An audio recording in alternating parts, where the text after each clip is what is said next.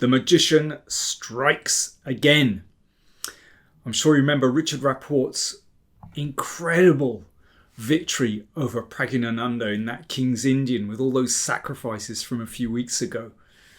Well, he's played another game today, 13th of August. So this is hot off the press. And this is also absolutely magical. So played in the Turkish Super League, and his opponent is no patzer, Alexei Sarana, and yet, well, he makes him look like a really weak player. Just has him all over the place. The opening is noteworthy.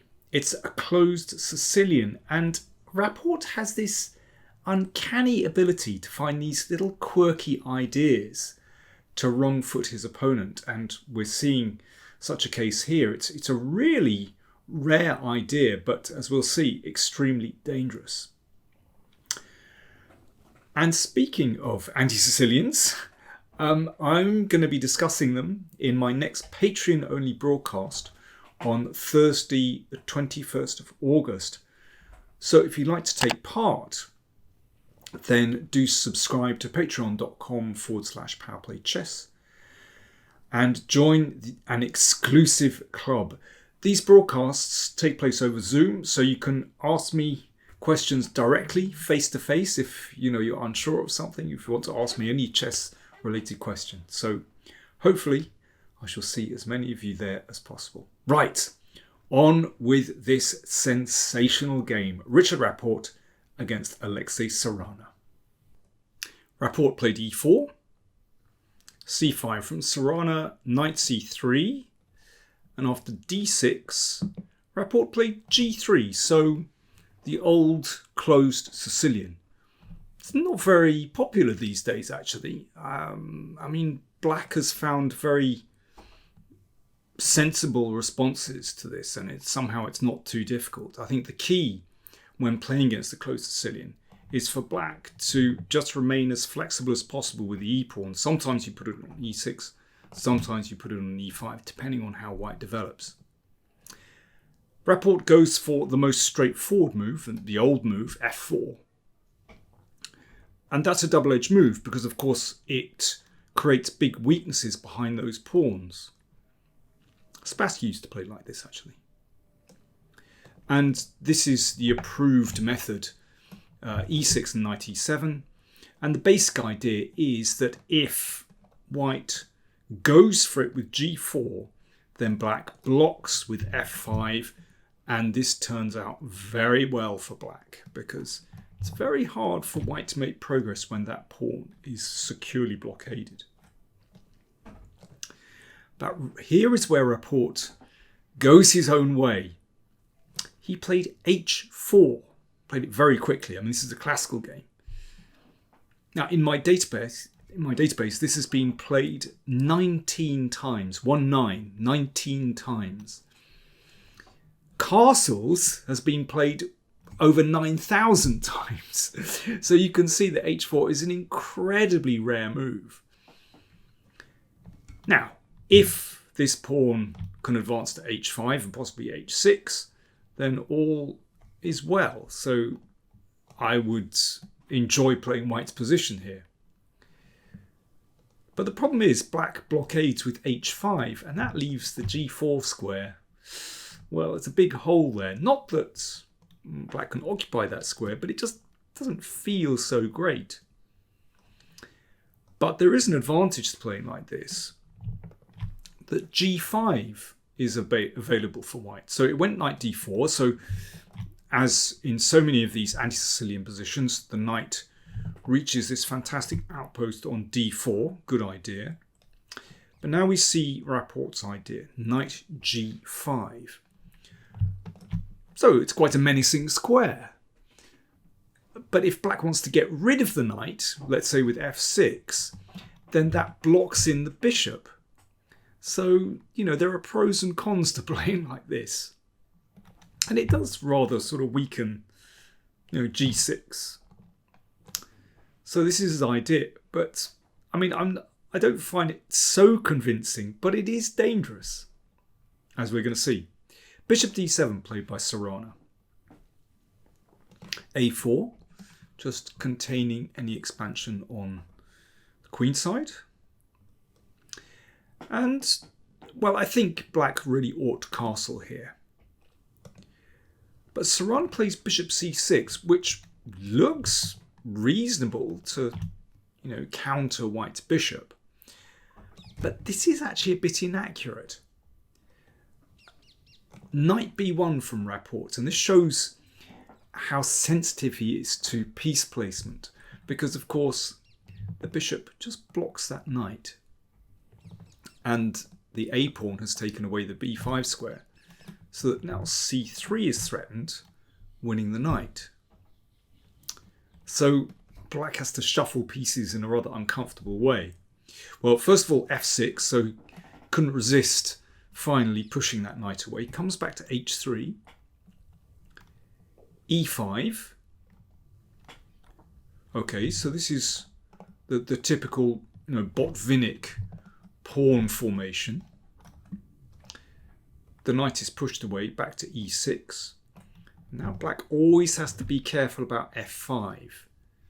At the moment, not a good idea. Black would be doing very well there. This knight is poorly placed. Yeah, there could be chances to attack here, and black might be able to advance in the centre, so that's not good. But we'll bear that one in mind. Knight a3. Yeah, the knight redeploys and comes to a very nice square on c4. So it's all fitting very nicely into place. Queen d7, knight c4. So here is where black has a choice. What do you do with your king? Do you leave it in the middle? Well, the centre is a little bit fluid, so that's risky. But if you castle kingside, well then white will play f5. Watch out for that pawn. So f5 undermines the h-pawn, and that's wonderful for white. What about going queenside? Problem with that is that after knight a5, white bags a very important bishop. Eventually, black will suffer because that light square bishop doesn't have an opponent. So that's certainly better for white. So that's why Sarana played b6. Now knight e3.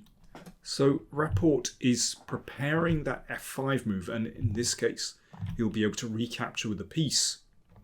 Position looks very nice for white. Possible to duck out with castles queenside, but it is a bit airy. I rather like white's position there, and maybe a5 is coming to open things up. So d5 played by Sarana, but now f5.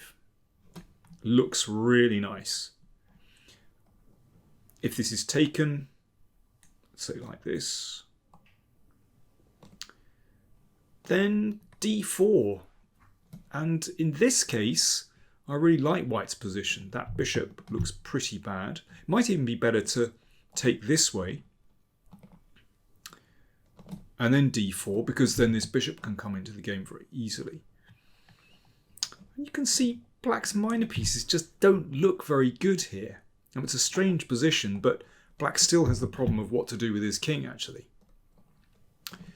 So knight c7 played, but then an exchange on g6. And you can see after that exchange that the f5 square is available for a knight. Now, Rapport didn't rush it. First of all, he played knight f2. Very interesting. So he's giving the option to play the knight in, but maybe also to play the bishop to h3. Very nice. d4, pushing the knight, so it did go into f5. But bishop came to h3, and you can see there's nasty threats here.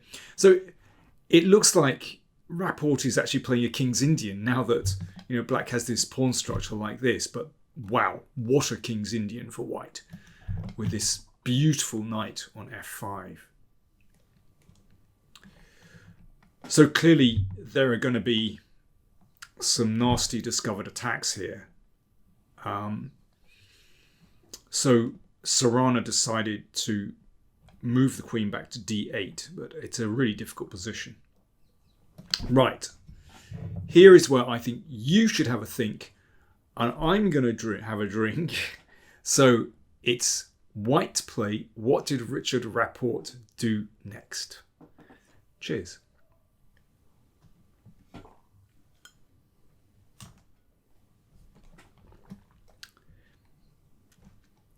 Bishop h6. Boom! And black's position falls apart because the h-pawn is dropping. It's also possible to play knight h6 actually, but listen, I think if you see this move, then of course you want to involve all your pieces in the attack. And there's no good move for black here. If this is taken, queen h5 recovers the piece. You take this, knight g4. I mean, this is absolutely crushing. You know, white has won a pawn, and the attack continues. Sarana played king f7, but queen h5 anyway. Bishop e8. And this is really nice. I mean, listen, there are going to be lots of ways to play this position, but there was an exchange on d4 and rook c1. Now, how cool is that? Just bringing the rook in the corner into play, hassling this knight, wonderful stuff. King g8 played, and knight g4. You know, I always love it when the whole family gets invited to the party. You know, look at white's pieces. Every single one of white's pieces is in play, and black is helpless. Game finished like this. Rook h7. Rapport sacked the exchange. I mean, that's to drag the rook away. Of course, if queen takes, then knight takes f6. Exchange on f8. Here's a fun variation. Instead of knight takes, if king takes, then this here. And if rook h7, you can just give your queen and checkmate with a new queen. So knight takes bishop, knight h6 check, and this isn't too difficult now, but it's very nice. Queen h8 check and knight h6. That was the final move of the game. So if king e7, queen takes f6 is mate, and if king g6, let's chase the king up the board. Pity Rapport wasn't able to play this, but that's a very nice king hunt. Wow, wow, wow. Richard Rapport, take a bow. Blistering attack from an unusual opening and against seriously strong opposition. I think we might be seeing a little bit more of h4. Not that it gives white the advantage, but it's just tricky for black to meet this move. It just challenges black, you know, it's a little bit awkward. Perhaps I'll discuss this on my broadcast next Thursday. But anyway, I thought a wonderful game. Thanks for watching.